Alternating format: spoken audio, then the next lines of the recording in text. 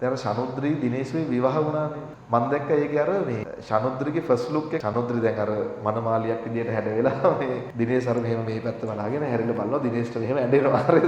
ඒකේ දිනේෂ්ගේ ෆොටෝ එක අරගෙන මේ වෙඩින් එකට පස්සේ දවසේ ඉඳලා මීම් කීයක් ගැහුවද කියන්නකෝ. අපේ රටේ පුතා ප්‍රසිද්ධ මිනිස්සෙක් වෙනවා කියන එක ඇතුලේ දරා ගැනීමේ හැකියාව උපරිමයටම තියෙන්නේ. ඒවා හිතන්නේ ඒ මිනිස්සයාට තියෙන දරා ගැනීමේ හැකියාව කොච්චර වෙන්න ඕනේද කියලා. ඔයා හිතන්නේ ඔයාගේ වෙඩින් එක දවසට පිරිමිලා මේක හිතන්නේ නේද? ඔයාගේ බිරිඳ දැකලා ඔයා හින ඉමෝෂනල් වෙලා හරිද? ඔයාට ඇඬෙනවා. කොහමද එතන මේ කැප්චර් වෙන මොමන්ට් එකේ ඔයාගේ මූණ පොඩ්ඩක් අවුල්. ඔයා හිතන්නේ සමස්ත ශ්‍රී ලංකාවක්ම ඔයාගේ මූණ පාවිච්චි කරලා ඒකට එක එක මීම් හදලා ඒවා ෂෙයා කරන්න ගත්තාම මොකද වෙන්නේ කියලා හිතන්නකෝ. එතකොට ඒ සඳහා දරා ගැනීමේ හැකියාව විස්මිත වෙන්න ඕනේ.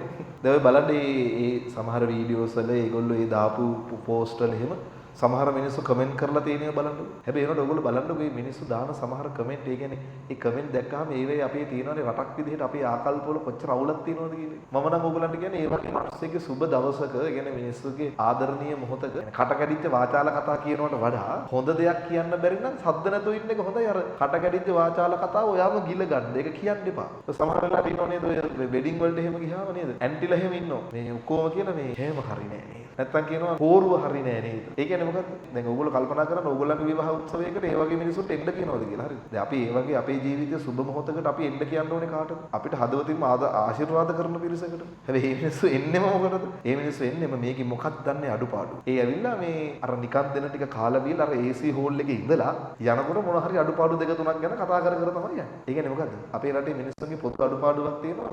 අනික් කෙනාගේ සතුට අපිට ඒක විඳින්න බෑ. ඒක දැක්කම අපිට නිකන් පොඩි ඉරිසියාවක් වගේ ඇති වෙනවා වගේ හැඟීමක් තියෙනවා.